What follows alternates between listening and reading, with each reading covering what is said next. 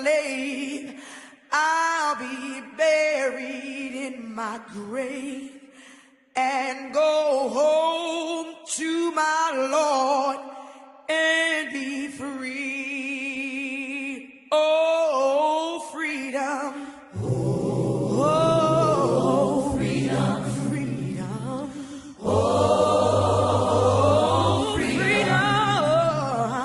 Oh, freedom over me. Over me. And before I be a slave, I'll be buried in my own grave and go home to my Lord and be free.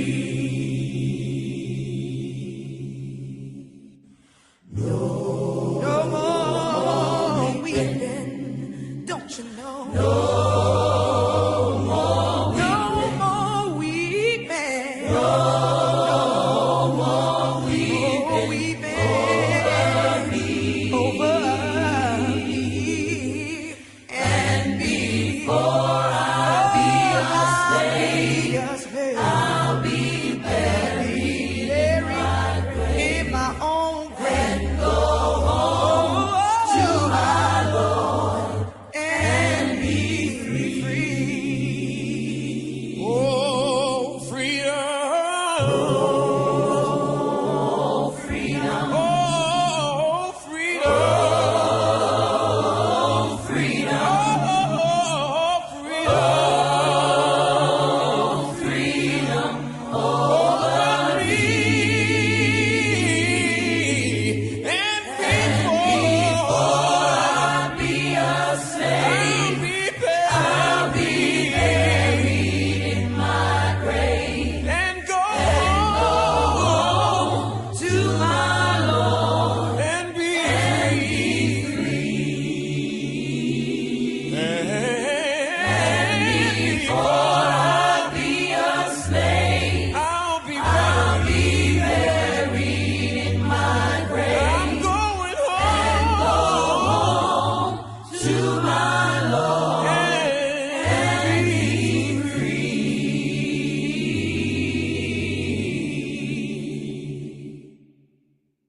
Well, good evening, everyone. Thank you guys so much for being here for this very important virtual Juneteenth event, June 2024. And it's hosted by our Anti-Racist Conversations team. And we are so glad that you're here to join us in uncovering the facts of Juneteenth.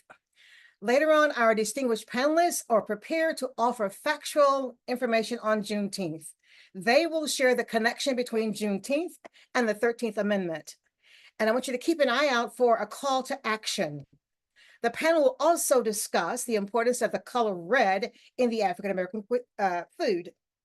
So let's gear up to learn about the deep-rooted faith, the strength, and the resilience found in the African-American culture and church. I'm Evelyn, Miss Evelyn, if you guys want to call me that, it's okay.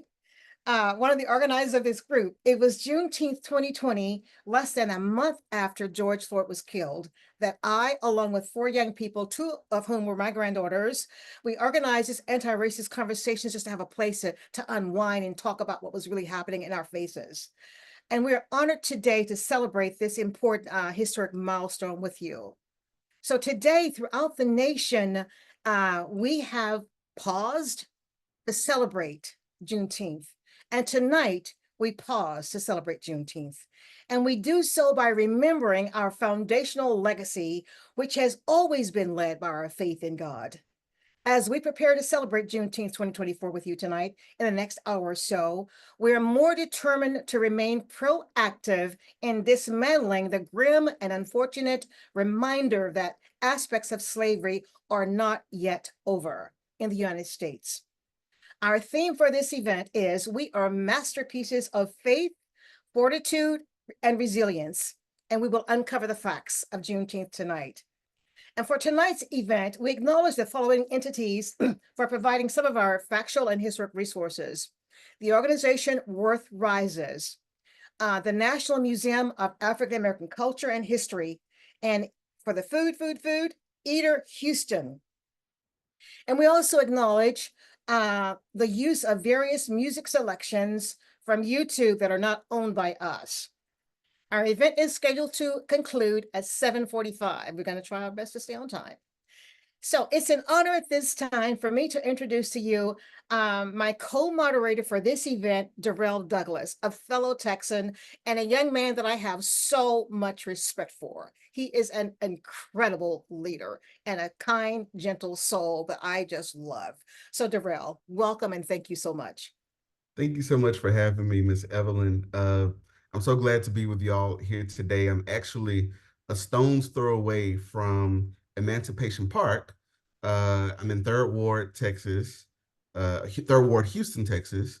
Maybe a few blocks away from Emancipation Park, which is where the freed slaves first celebrated Juneteenth, because at the time they were not allowed to celebrate at public parks. So Reverend Jack Yates and others put money together and bought Emancipation Park. And for years, it's where it was celebrated.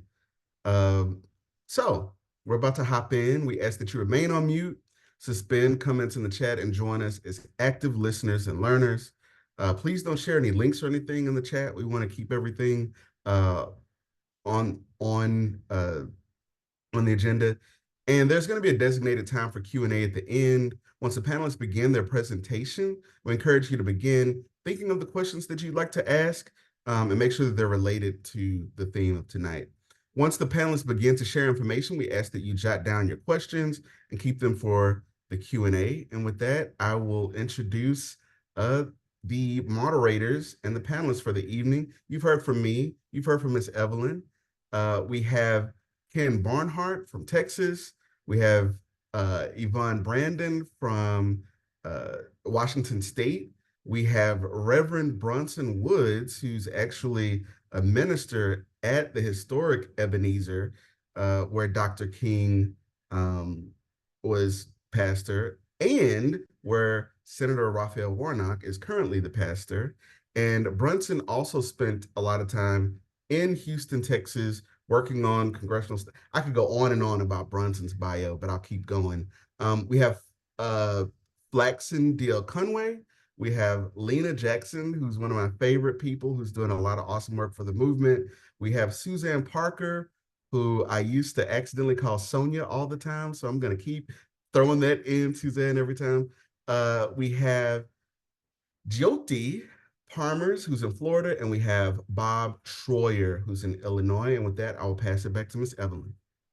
Thank you so much, Darrell. This is going to be awesome. So we don't want to waste any of your time, but we're going to start with what is Juneteenth. And I would like to introduce the panelists that are going to be participating in this part of our presentation. So Suzanne Parker, Kenneth Barnhart, Yvonne Brandon, and Jyoti Palmer. Suzanne, take it away. On Freedom's Eve, or the eve of January 1st, 1863, the first watch night services took place. On that night, enslaved and free African Americans gathered in churches and private homes all across the country, awaiting news that the Emancipation Proclamation had taken effect. At the stroke of midnight, prayers were answered as all enslaved people in the Confederate States were declared legally free. Union soldiers, many of whom were Black, marched onto plantations and across cities in the South, reading small copies of the Emancipation Proclamation and spreading the news of freedom in the Confederate States. Only through the 13th Amendment did emancipation end slavery throughout the United States. Did slavery really end? But not everyone in Confederate territory would immediately be free. Even though the Emancipation Proclamation was made effective in 1863, it could not be implemented in places still under Confederate control. As a result, in the westernmost Confederate state of Texas, enslaved people would not be free until much later. Freedom finally came on June 19, 1865, when some 2,000 Union troops arrived in Galveston Bay, Texas. The Army announced that the more than 250,000 enslaved Black people in the state were free by executive decree. This day came to be known as Juneteenth by the newly freed people in Texas.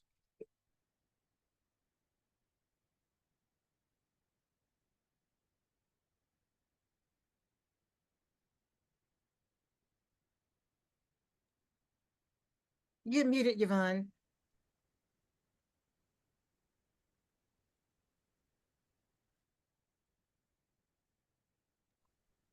Sorry about that. That's okay. The post-emancipation period known as Reconstruction took place between 1865 and 1877. It was marked as an era of great hope, uncertainty, and struggle for the nation as a whole. Formerly enslaved people immediately sought to reunite families, establish schools, run for political office, push radical legislation, and even sue slaveholders for compensation. Given the 200 plus years of enslavement, such changes were nothing short of amazing. Not even a generation out of slavery, African Americans were inspired and empowered to transform their lives and their country. Juneteenth marks our country's second Independence Day. Although it has long been celebrated in the African American community, this monumental event remains largely unknown to most Americans. The historical legacy of Juneteenth shows the value of never giving up hope in uncertain times. The National Museum of African American History and Culture is a community space where this spirit of hope lives on, a place where historical events like Juneteenth are shared and new stories with equal urgency are told. Thank y'all so much, panelists. At this point, we're going to pause for a rendition of our Negro National Anthem, Lift Every Voice and Sing.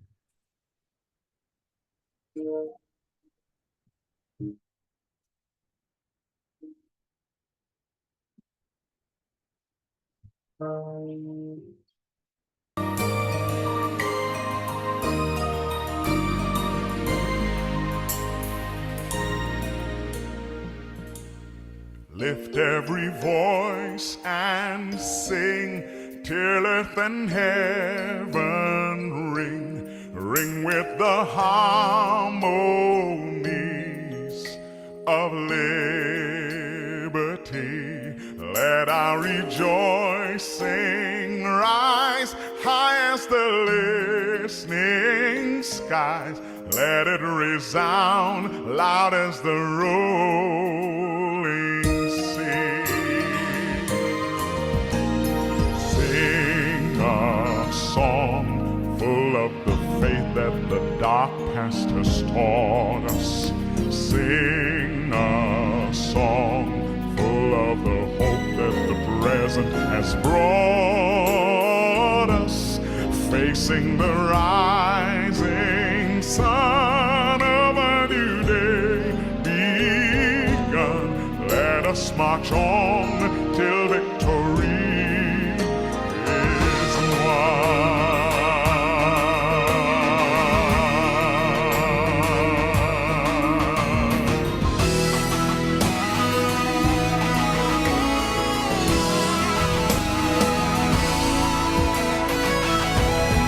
God of our weary years, God of our silent tears, thou who hast brought us thus far on the way, thou who hast by thy might led us into the light, keep us forever in the path we pray.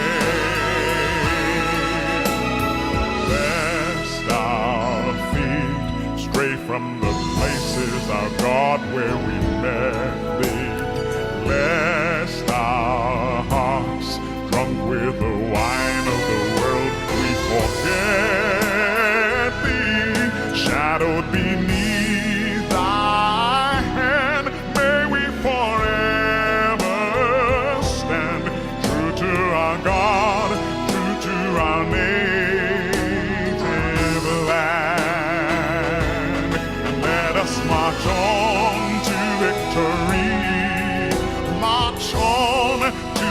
victory march on, till victory is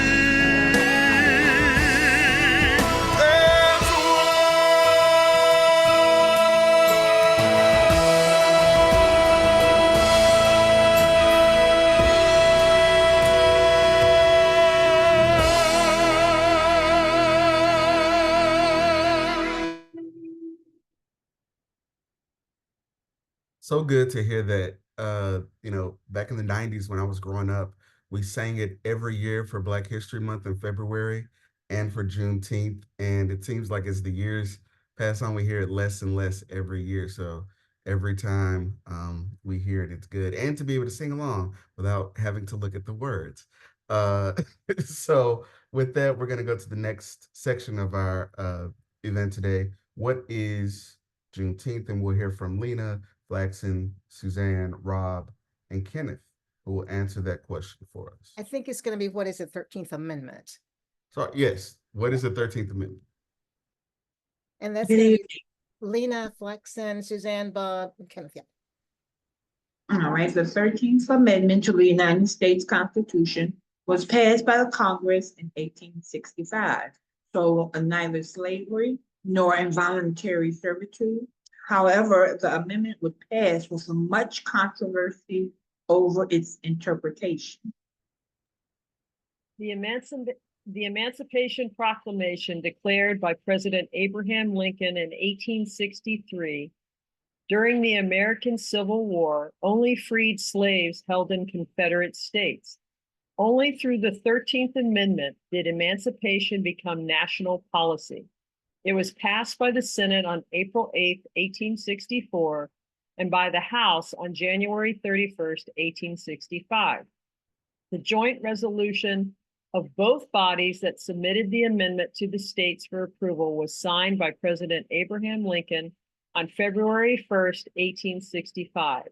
And ratified on December 6th, 1865, it was the first of 3 Reconstruction amendments adopted between 1865 and 1870 following the American Civil War. The amendment states neither slavery nor involuntary servitude, except as punishment for crime whereof the parties shall have been duly convicted, shall exist within the United States or any place subject to their jurisdiction. For years, corporate America has struggled to properly acknowledge and recognize Juneteenth. While Juneteenth is often falsely regarded as the end of slavery, it is nevertheless an important marker in U.S. history as a reminder of a justice delayed that still continues today.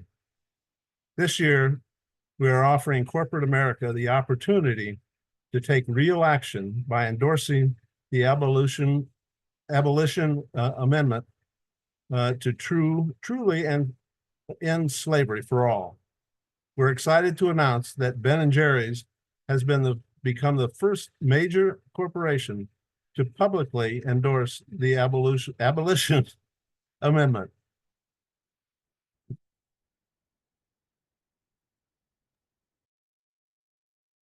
Thanks to the exception in the 13th Amendment, slavery still exists in our nation's prisons. Incarcerated people are forced to work in dangerous conditions for pennies an hour or nothing at all under the threat of additional punishment, including the loss of family contact, solitary confinement, denial of parole, and even violence. In the South, many work on former slave plantations that have been turned into prisons. Prison farms harvesting crops, raising livestock, and processing food for some of our nation's most popular brands.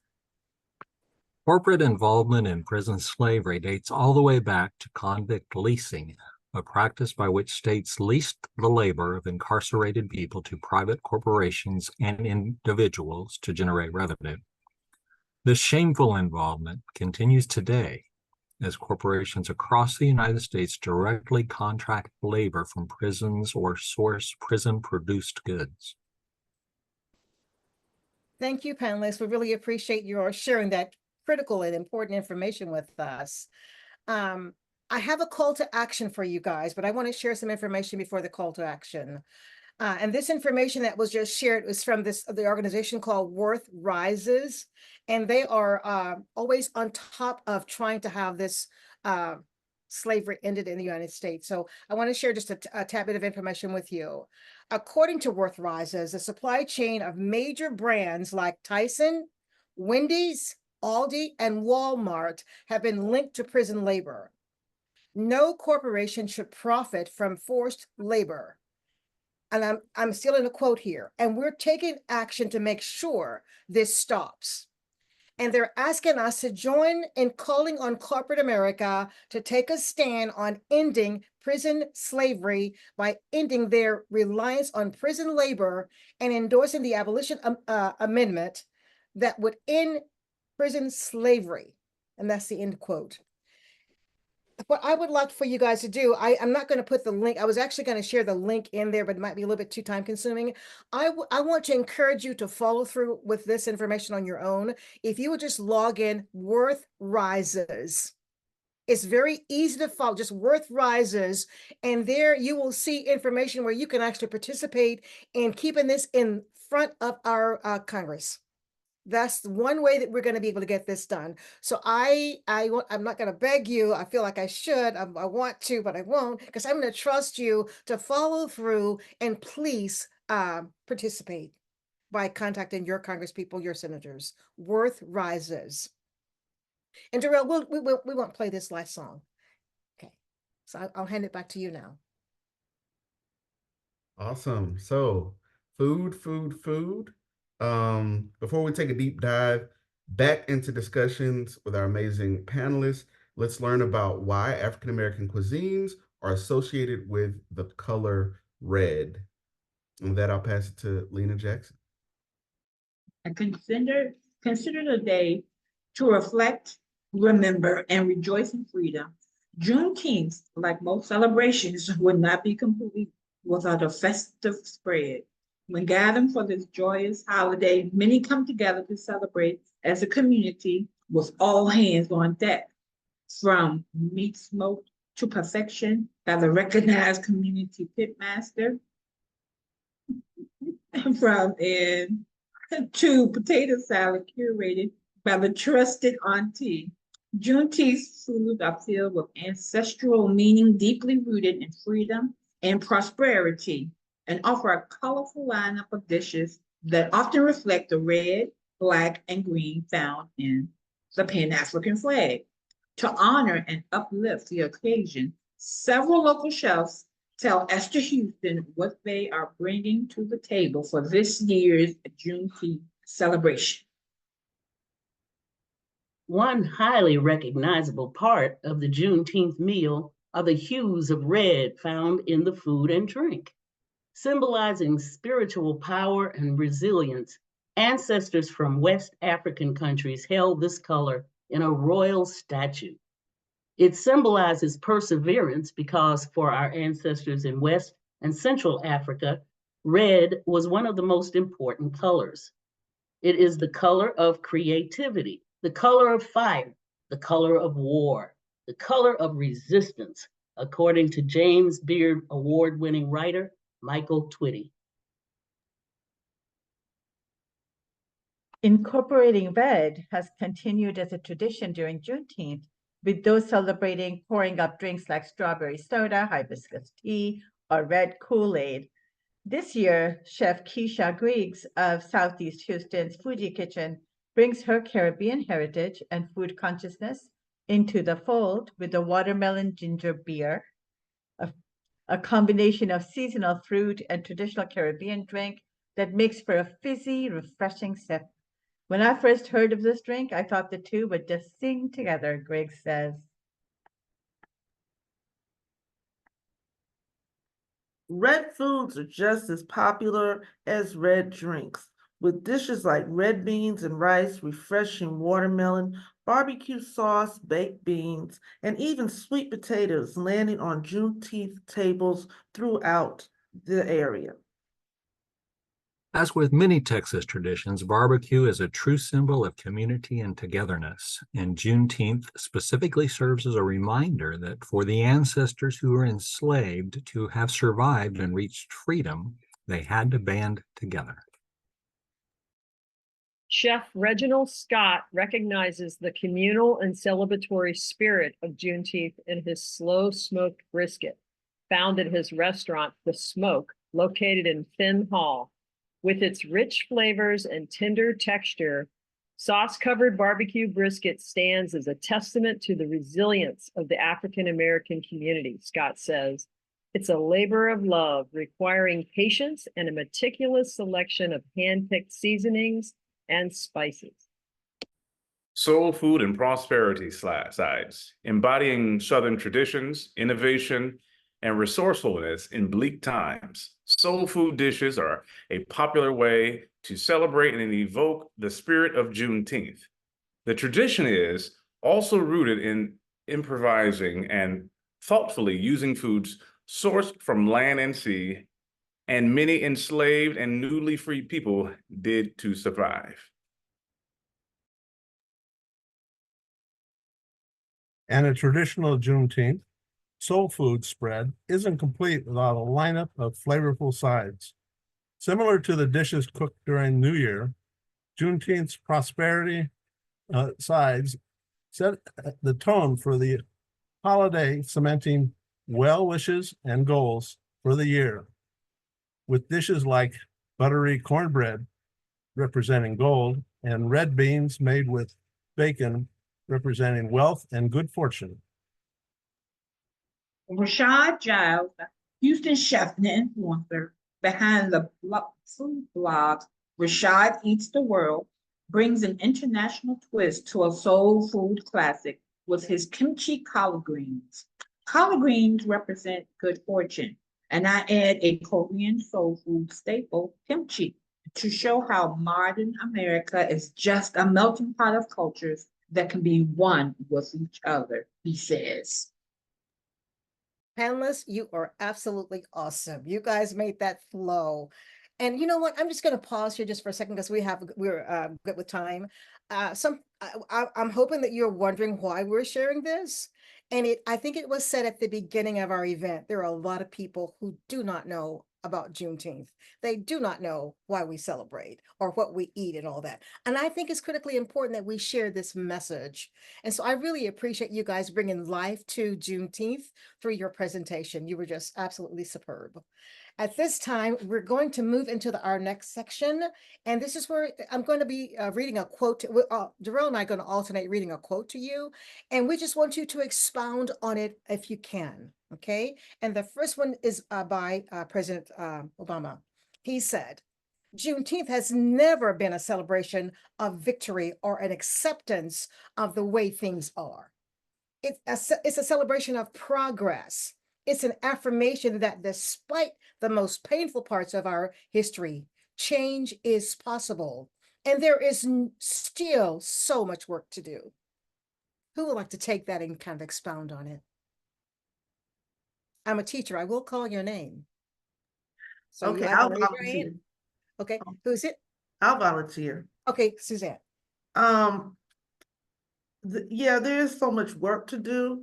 What concerns me is, first of all, I think it's just awesome that Juneteenth has finally become a holiday in 2021. I admit I was one of the people who did not know. I guess because it was only Texas that knew for the longest time, and my people are not from Texas, but I'm concerned because of the erasing of history and how now we don't want to talk about Black history because it's offensive, but yet we still celebrate the Confederacy, and we are resurrecting Confederate monuments again around the country. I've been seeing that in print. So there is a lot to do. There's a reckoning with the past. We have got to be honest about what happened in the past so that we can move forward. And you cannot move forward when you're in denial. You cannot move forward when there's a lopsided history, because then you are disrespecting people's dignity, people's history. So that's how, that quote hits me. Fantastic. Thank you so much. I really appreciate that. Would anyone else like to comment on that particular quote? Yes, I would. Okay.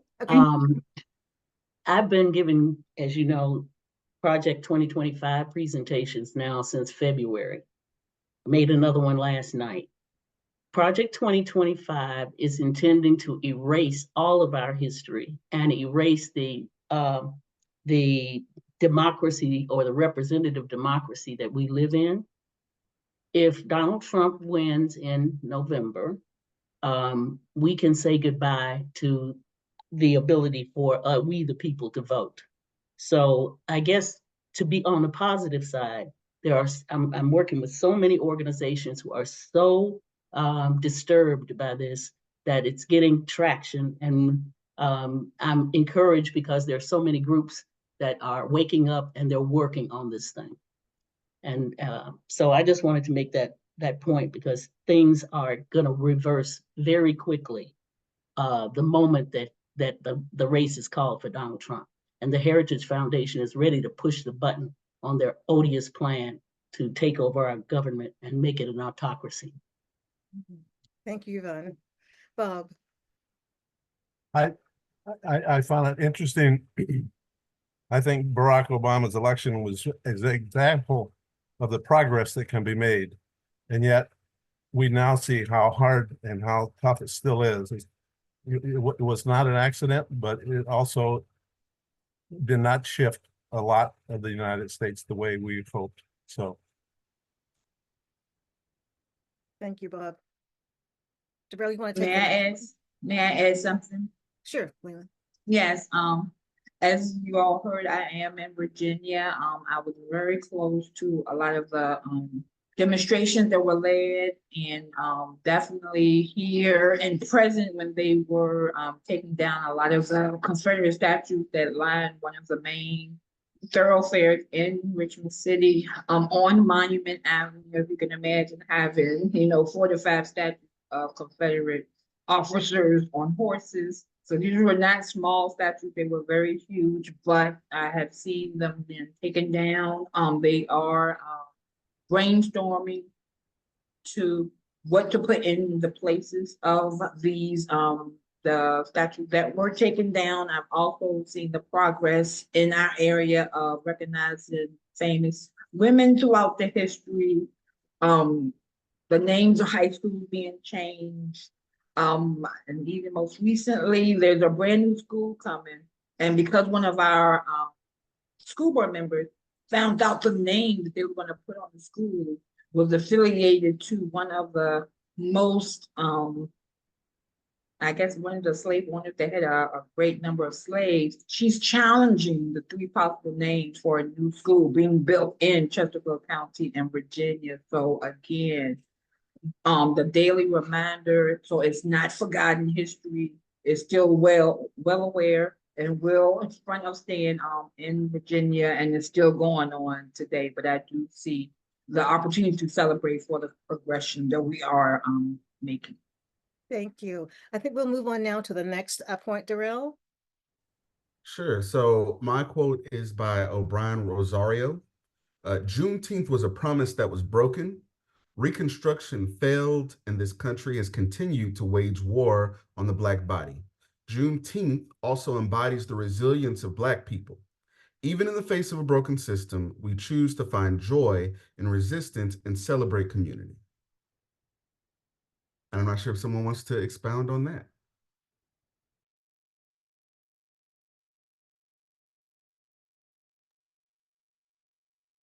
If not, I can pass it to Miss Evelyn. Okay. Can I expand on it? Uh-huh. Okay. Also, can I ask, can anybody out here expand or just as panelists? No, just the panel right now. Okay. I think about the book that we're reading, that's being read in this group called The Color of Law, and about how Black people were forced to live in certain areas. And I was speaking with my aunt Della, and I said to her, Harlem Rivers in this book, and I said, I never, you all were forced to live there, but you never talked about it in a negative way. And she said, I have some of my best memories. Strong people came out of there. She said we were upwardly mobile, and we moved out. As you began to earn too much, you had to move out. So she said we were community, we were supportive. So what does that mean? That means that what was meant to oppress them and make them feel limited, they turned it around and made it into something positive, which helped them to persevere and build community. So that's what makes me think about, even in the face of a broken system, we choose to find joy and resistance and celebrate it in the community, because that's a broken system. You know, not to get into too much into the book, but it's really illegal, according to the 13th Amendment, to racially segregate people by neighborhood, but they took what was negative and turned it something positive. So they've always been resisting, even if they didn't realize they were resisting. So that's what comes to me. I think a lot about my family. Thank you, Suzanne. We're moving on to the next point now. Let's see. Oh, Dr. Martin Luther King Jr. Let's do that one, Darrell.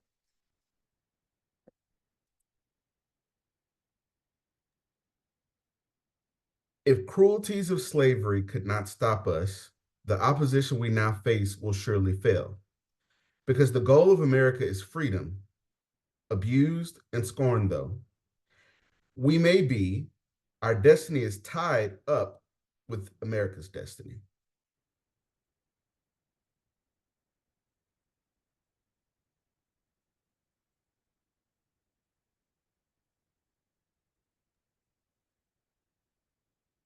Hello, I would like to speak up. Even today, where I am, in my new home in Castle, Virginia, we watched a video today about freedom and faith, and again, building on that relationship that quite few of the African American families, especially during that time, they were using the Bible as opposed to try to control them.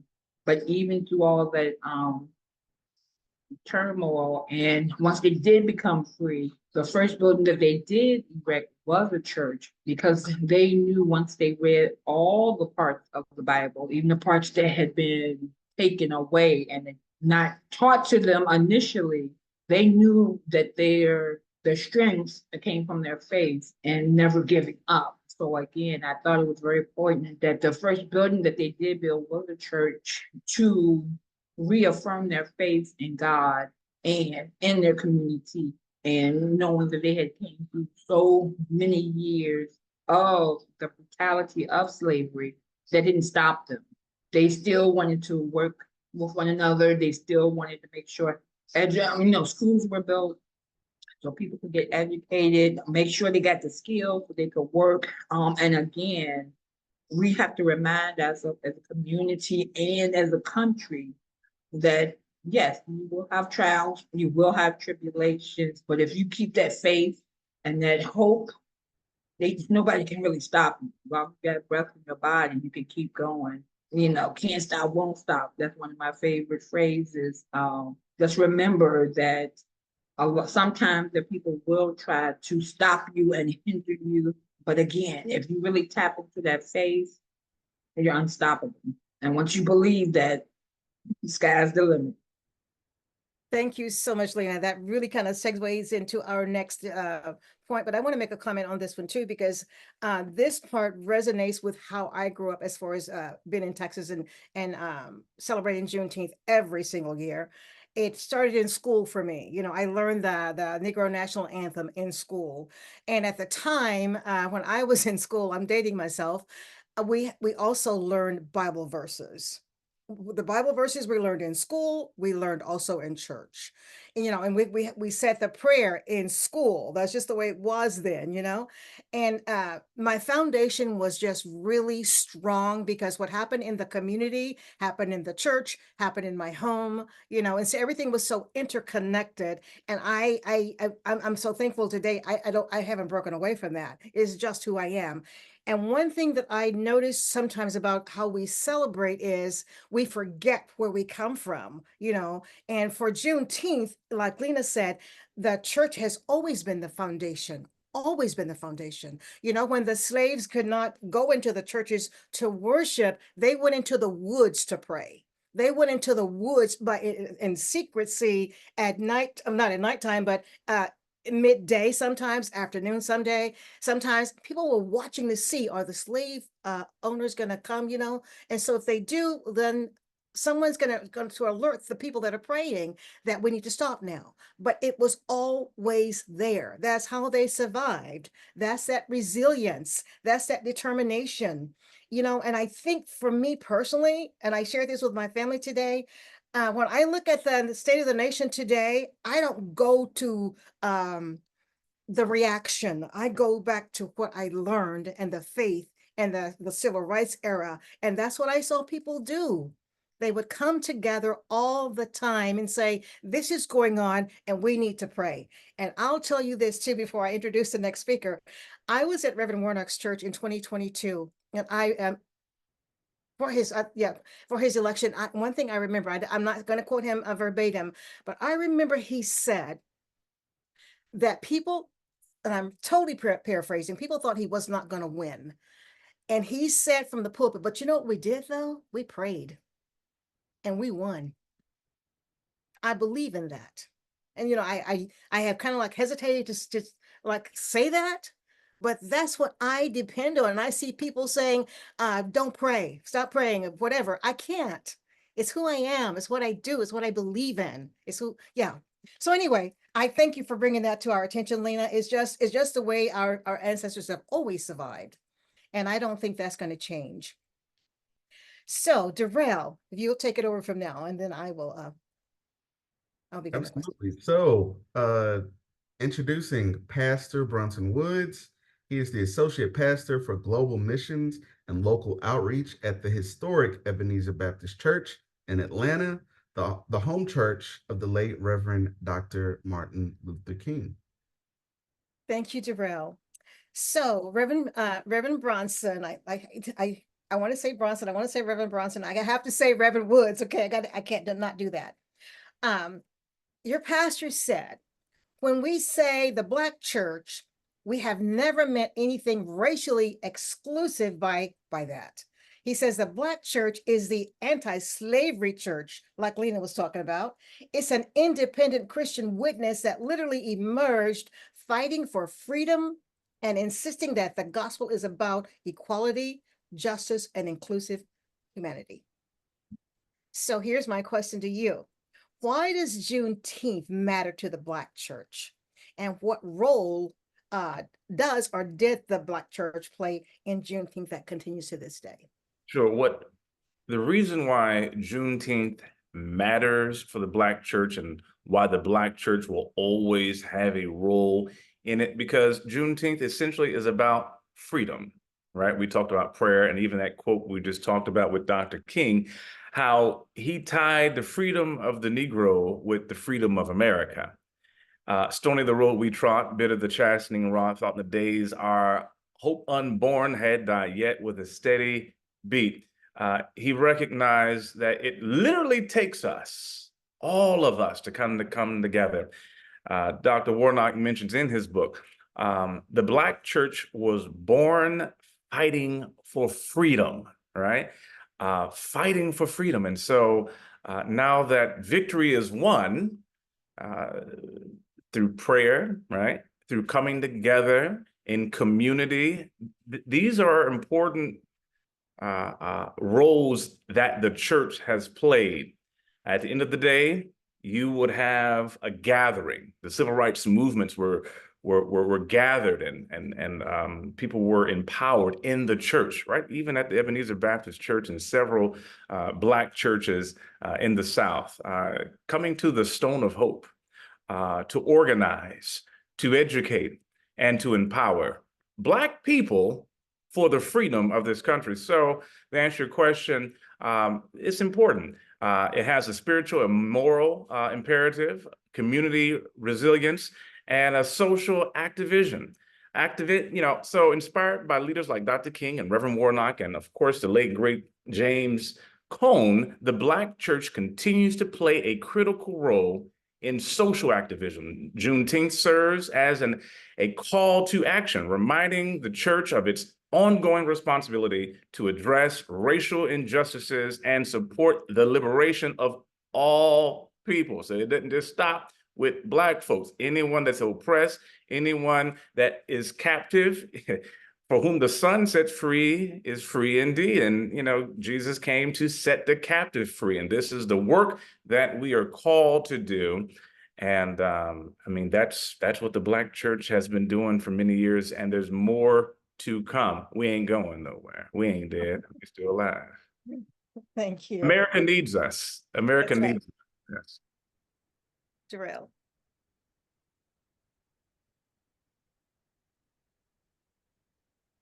Sorry, I was so into it. Okay, let's see.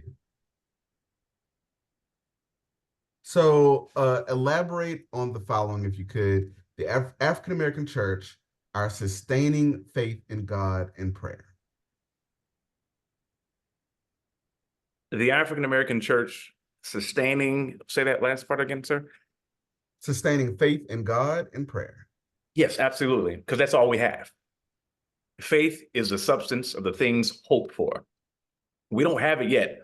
All we do have are our faith and our talk with God, or back in the old days, they would call it God talk. Folks didn't go to seminary back in those days. All they had was their community and the community coming together, wishing, hoping, and praying that God will make a way out of no way. And then God makes the way out of no way. And that kind of helps confirm you know, why we came together, because the Bible says when there's two or three that are gathered in the name of God, there God is. Therefore, God and community are inseparable. You got to have it together.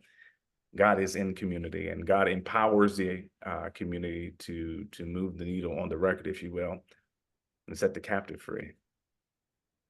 Okay. My next one, how our fortitude and resilience are directly connected with our faith. Again, faith is a substance of things hoped for. Faith is an action word. Faith doesn't just sit around on the table. Faith is empowering. Faith is energetic. Faith does something about it. Faith has the responsibility, the ability to respond to the human condition. And that faith is tied and empowered by the great I am, empowered by the two or three that are gathered together as one. Therefore, we find our fortitude, we find our resilience, we find empowerment, and we find encouragement to be able to move forward on with this journey. I have two more. The next one is, and elaborate on this, the necessity of community and understanding our history. The whole conversation has been about community. We cannot, as Christians or Jews or whatever the religious tradition is, but I'm going to talk about Christianity because that's what I am. And so you cannot practice Christianity individually. There's no such thing as individual Christianity. As my professor, Noel Erskine at Emory University says, he said, Christianity and community have to be done together. It has to be done together, exercising it together. Everything is about God. So loved the world that God gave us a savior, right? For those who believe in this particular story, to come down here to show us how to organize, to show us how to come together in one place on one accord. Matter of fact, on the day of Pentecost, they came together in one place on one accord. And at that point, when they came together, suddenly, like the sound of a mighty rushing wind, the Holy Spirit came and filled them with the power. And the power was to be able to connect with the people outside of the church. So therefore, coming together in community must be done. God is in the community, and the community is nothing without God. I hope that answers or touches on what you're trying to say, because this whole conversation it's all in community, from the Black church trying to really show the rest of the world what community looks like, and make it come alive, Awesome. Last one before we get to Q&A from the attendees. Where do we go from here in this election year and beyond? Dr. King said that same thing. Where do we go from here, chaos or community? Back to community. Yes, there are some difficult days ahead of us, right? But honestly, it's all about messaging. I just had this conversation with some Swiss media last week. Everyone's looking at this election. And so, like, where do we go from here? There's clearly some things that can use some tightening up. And number one is the messaging, right? Because we know that the other side of the fence, they have the same message now the message scares us, right? The message scares us, but they are all in community around that one word. That just sounds like church to me, coming together on a Sunday morning with one word, right? Everything's focused around that one empowering word. And once you're in there, you get a hold of that word and you take that word out into the streets, the highways and byways, so that the men and women might come to you and say, how might I be saved? And then you have the tools, you have the instruments that kind of help lead them to freedom. And so it must be done in community. Messaging is so important, and connected messaging must be done. Connecting our messages must be done so that we have one sound, and that's the sound of freedom. So I hope that answers. I'm just a Baptist preacher down here. Absolutely. Look, I'm going to quote the movie Drumline: "One band, one sound." Right. One sound. Or the Clark sisters. Maddie Moss Clark said, "Y'all are one sound. Y'all are the Clark sisters," right? Exactly. Well, thank you, Darrell, and thank you, Pastor Woods. This is very empowering. I just felt like I was actually in church. So thank you so much. We're a little bit ahead of schedule, which is good. We have more time now allotted for our panelists to ask, for our attendees to ask questions. So if you have a question, you're welcome to come off mute. And make sure it's just a question and not commentary associated with it. I see a hand, okay. Missy, if you can come off mute, then ask your question, that will be great. Yes, ma'am. I did have a quick comment. I just want to, I'm just so encouraged by the diversity that's shown on this panel of women, of people of color, and European American people, or however you want to say. Just the representation, I think, is just beautifully done. Thank you. Thank you. And my question, I guess anyone can answer, is I personally feel overwhelmed with how can I help different things in my community. There's things that I do, and then you've just arisen a wonderful cause earlier that I'm just like, oh my gosh, maybe I should help that too. And I just aside from prayer about it and everything to try to get direction and everything, I'm just really trying to figure out how to deal with the overwhelm and in relation to what cause. I work with the Democrats. I work, I'm overwhelmed with, and I work full time, and I just feel like I have so much time. Does someone want to respond to her question?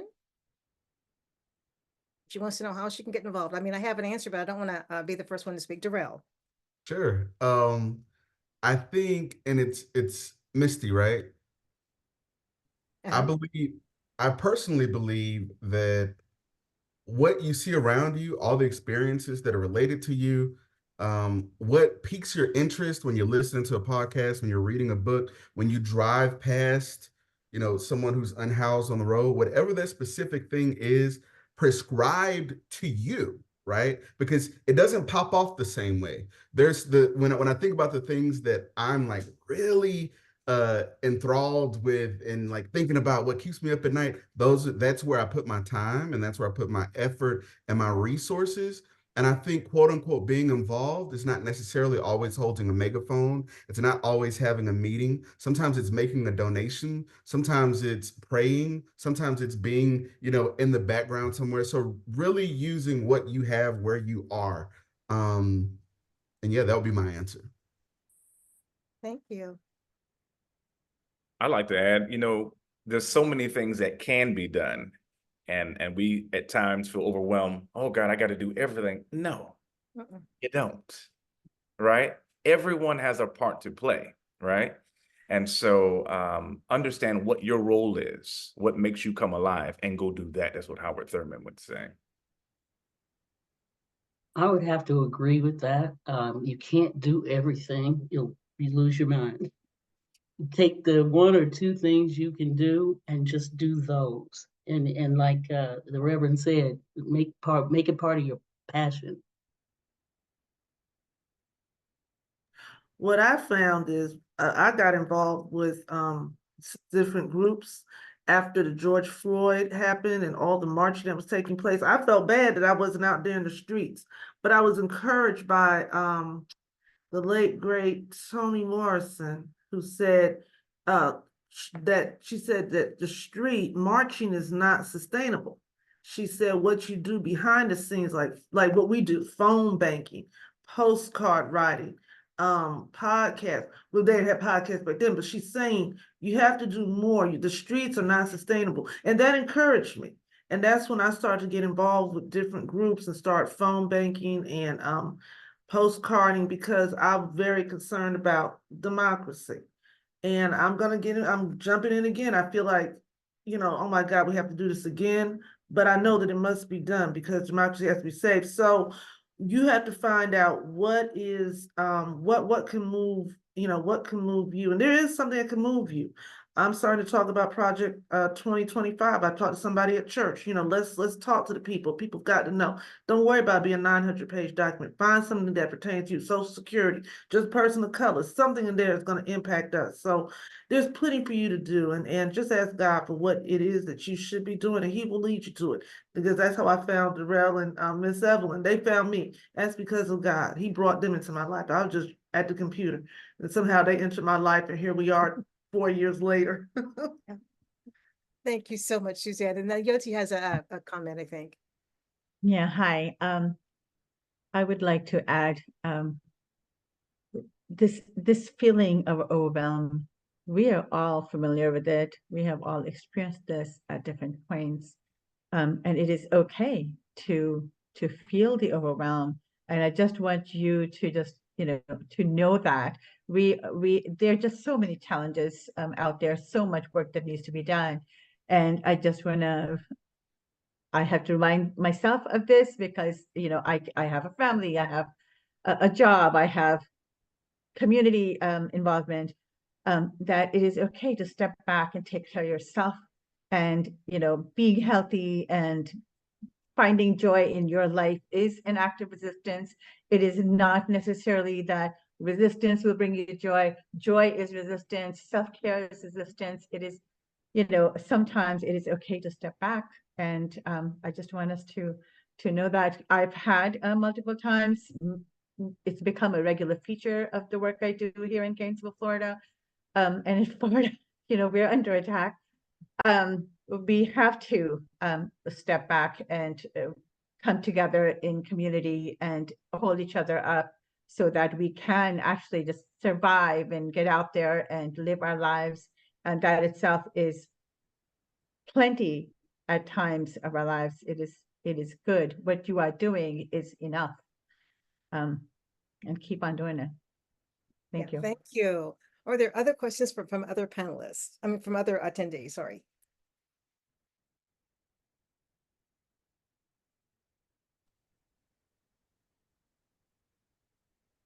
Okay, Mary. Yeah, I was just going to say that I think this was really a fascinating presentation, and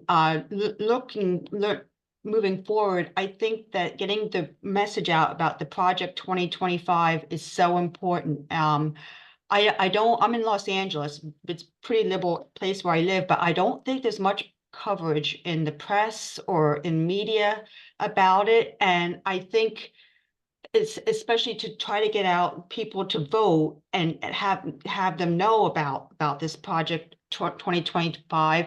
And then also, like some people, I hear some of the younger people saying that they don't want to vote because Biden's too old.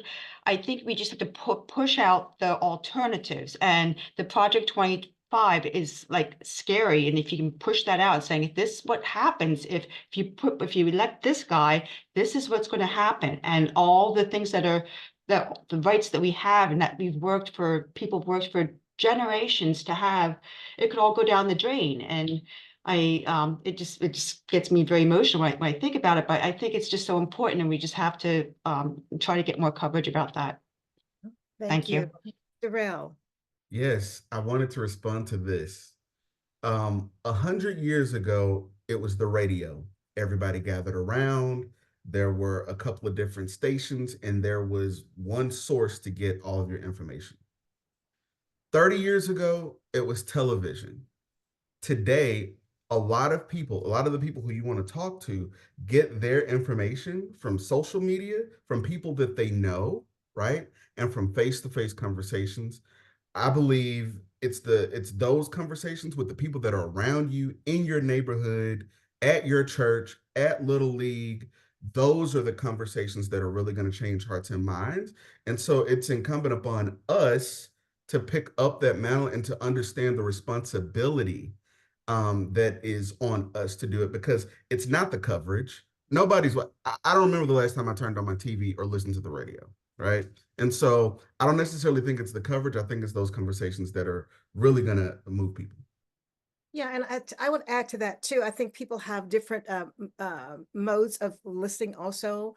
For example, I'm not on TikTok. I'm on Instagram, those kind of things. But I think we have to reach the generation of people that are on those particular social media sites. And I'm going to deviate just very, very slightly. Then we need to get back on focus here.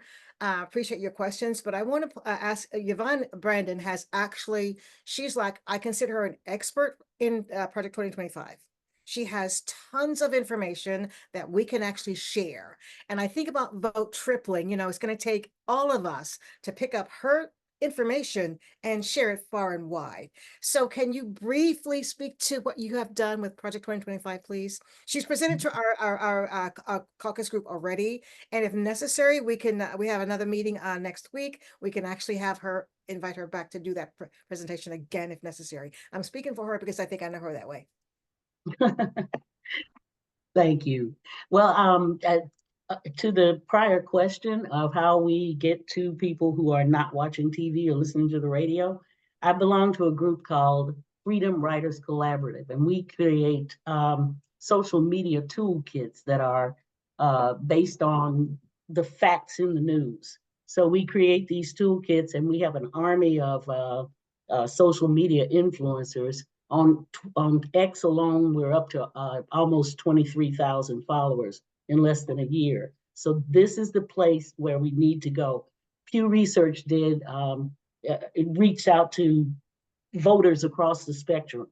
And the digital natives, 18 to 24, say they get 100% of their news from social media.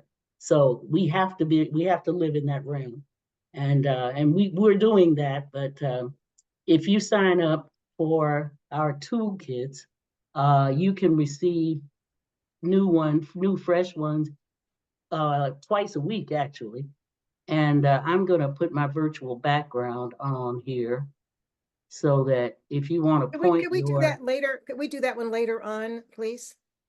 Oh, of course. I was just going to say okay. They can get access Yeah. to the social media toolkits. Okay. And I have her information I can share with everyone that's here. If you've registered through our Mobilize or our email group, I can send you the information. And I will send it to you. So you have the recordings and also the new presentation. Sounds good. All right. Are there other questions related to our event from other attendees? Can I say, Miss Evelyn, I'm very encouraged. I thought about Miss Yvonne the other day because my youngest child, Elena, who's 20, she said, she said to me, I have a male friend, and he said that he had read some of Project 2025 and that he's going to go vote. I was like, wow. So I want you to know that you are reaching people. And then to Darrell's point, he made me think, he says about that face-to-face talking. I thought about the book, How Democracies Die, Democracies Die with a Whimper. And it said in the back of the book, the solution to saving democracy is just what Darrell said, talking about it, talking face-to-face, regardless of race and differences, talking about it. So, both of y'all, I want you to know what you're saying is spot on, and that your 2025 project is having an impact at my Vacation Bible School at my church. I'm not able to be there tomorrow, but she said that she's going to finish up her discussion. She's talking about Blacks in the Bible, and she was saying that she's going to finish it up. She said, we're going to talk about Project 2025. So that's what the person that's leading the talk, who's the educator herself, is going to talk about it. And I have approached her and said, let's do something after church, like a chat and chew this fall. So I want you to know that we are trying and we're working on Project 2025. So your call is, you're touching us, even though you don't know it. Thanks. Thank I'm so you. glad. Yeah, I think Yoti has another question. Good news.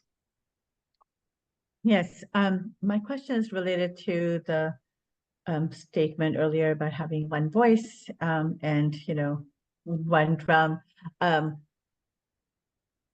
this thing that keeps coming across my feed from, because I listen to all sides, just to know what everybody's saying, that Trump's campaign has been beating this loud drum that African Americans are coming over to his campaign. They're going to be voting for Donald Trump and not for Biden.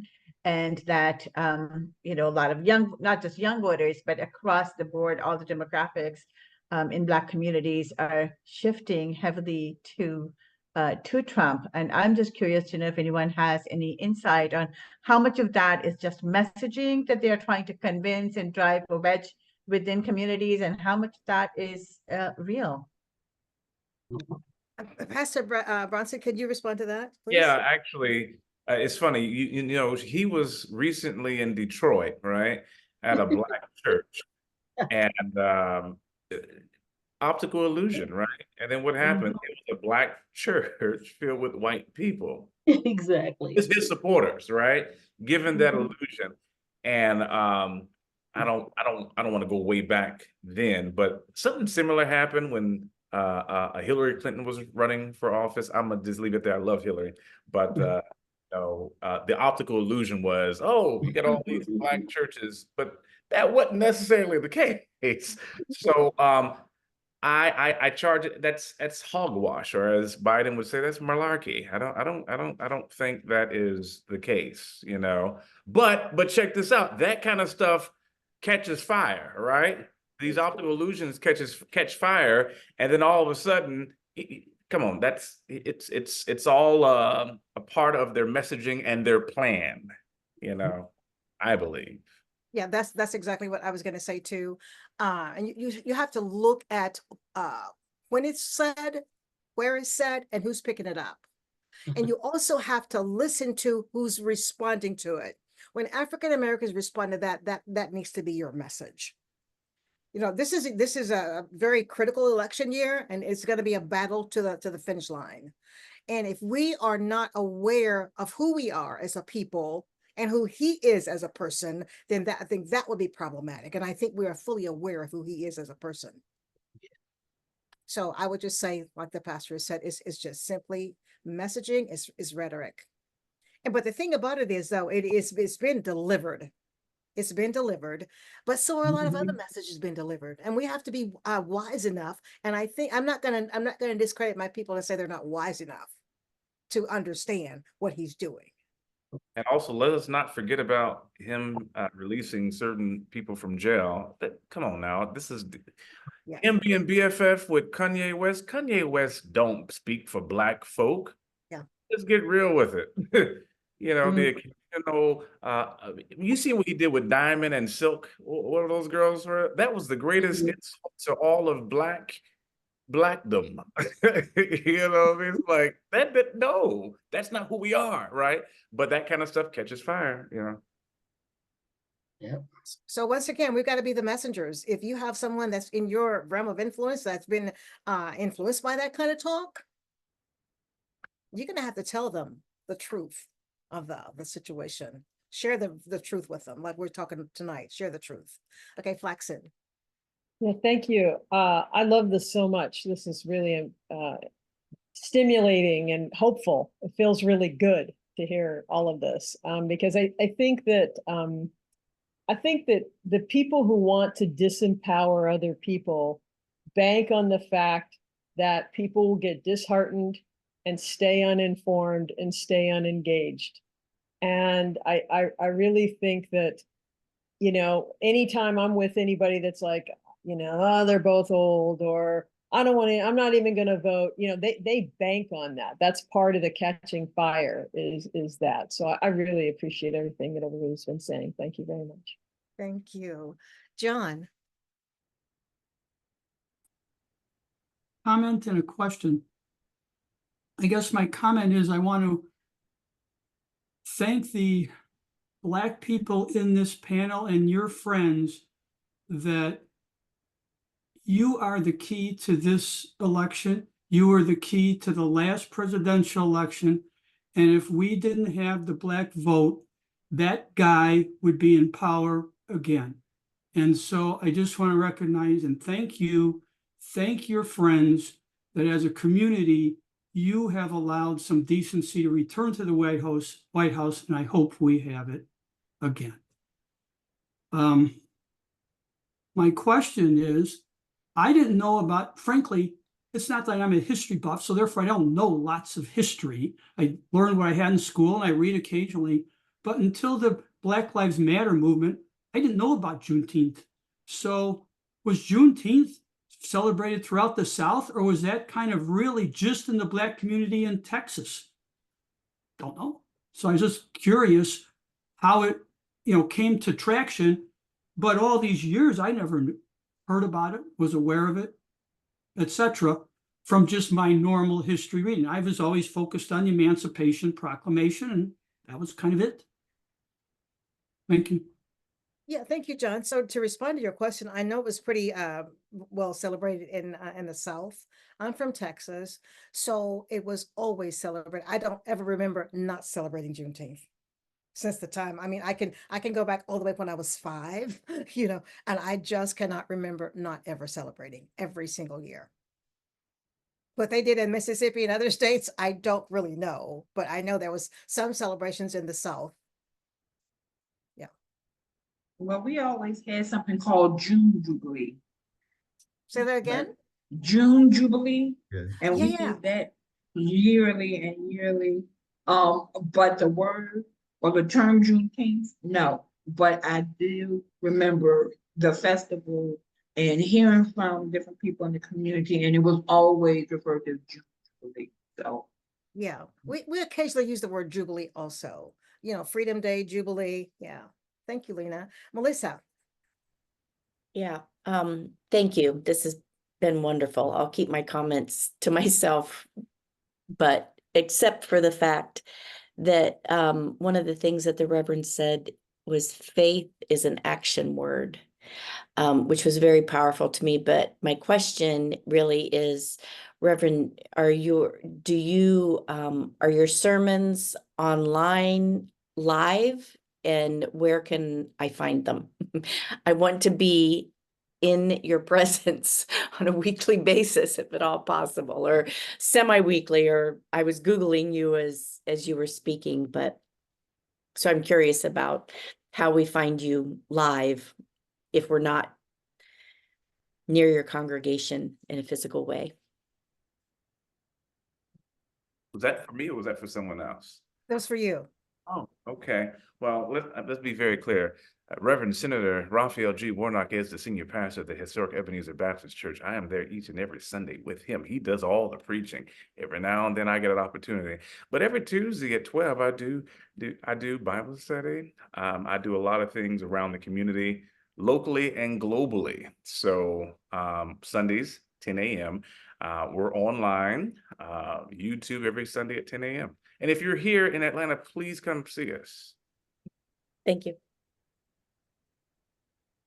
You know what? I know, just can I ask this question? and it could be thrown out to anybody. I was been thinking about it because I heard it on the news. Yes, I'm a big consumer of CNN and MSNBC. They were talking about the gentleman who talked about thank you, Black people, for voting. This stayed with me from a few weeks ago.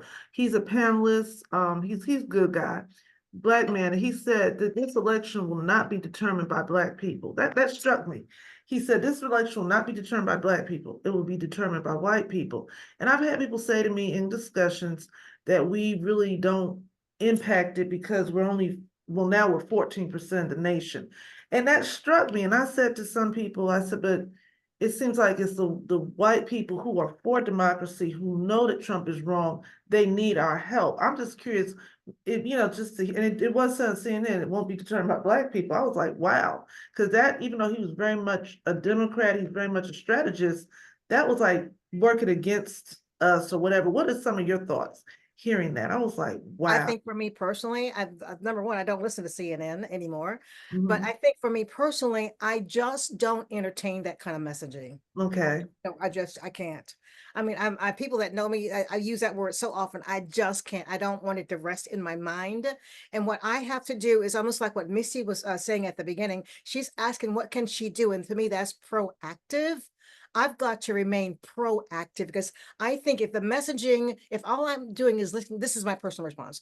If all I'm doing is listen to the messaging, I am being so reactive to everything. And I promise you, this is June 19th.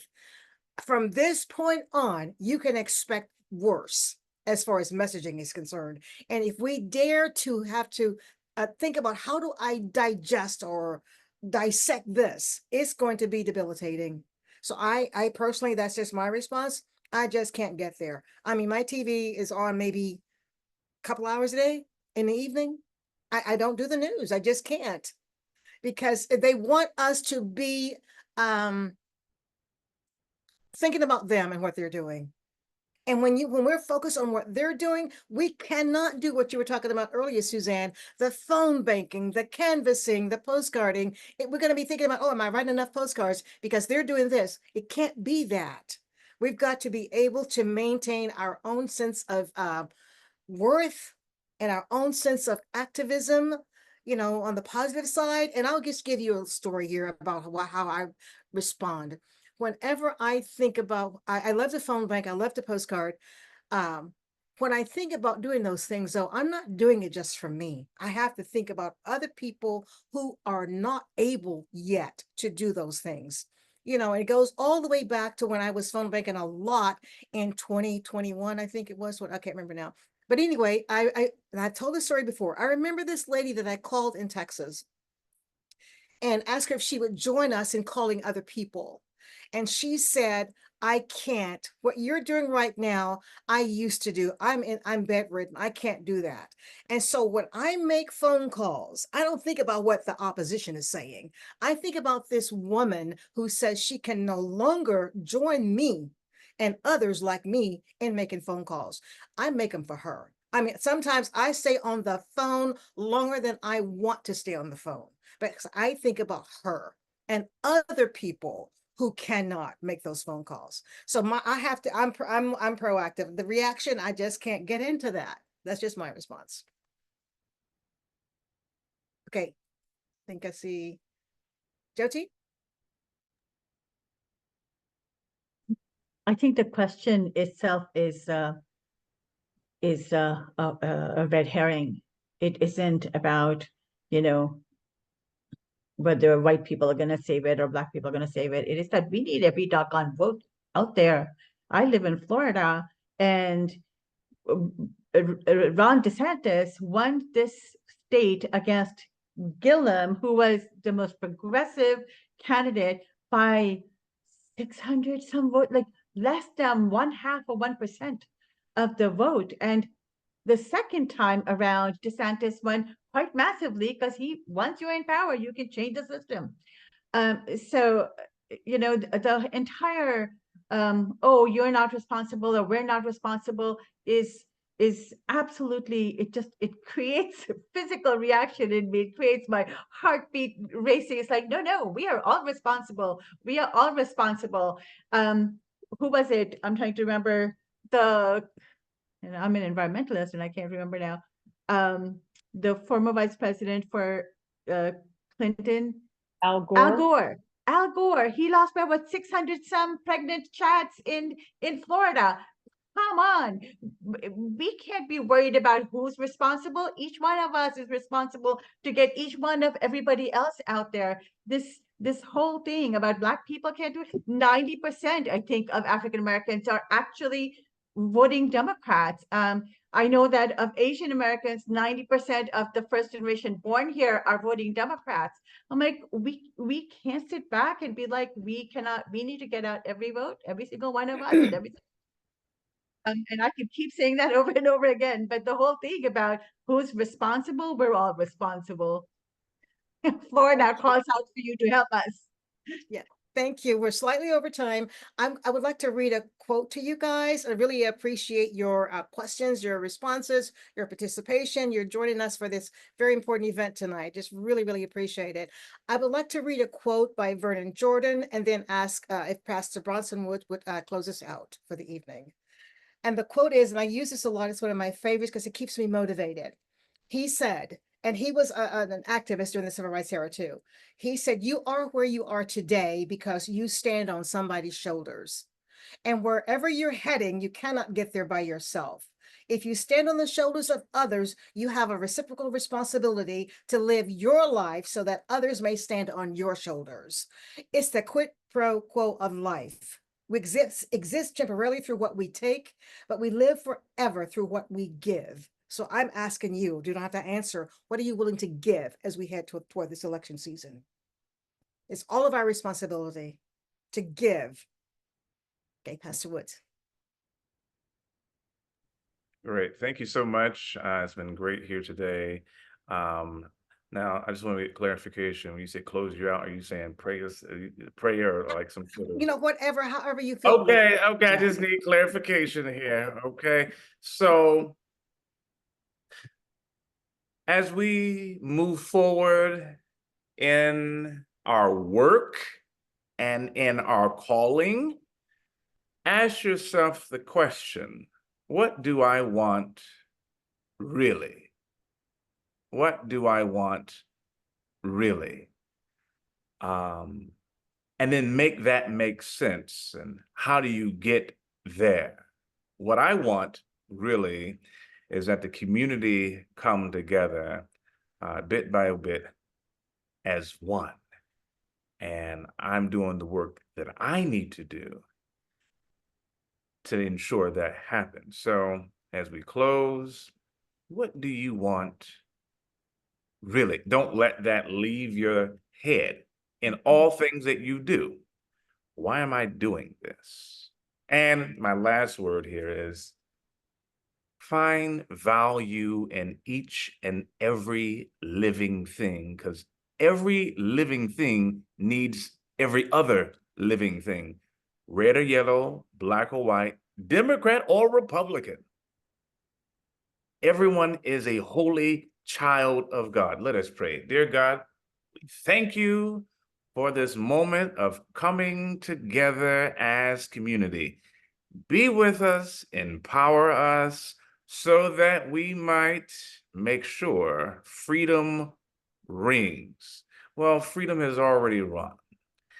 We have the victory because we are going to be the community that you've called and created us to be. In your name we pray, amen. Amen. Thank you so much. You guys have a great evening. Thank you so much. Thank you, Darrell. Thank you, panelists. Thank you. Thank you, attendees. Bye.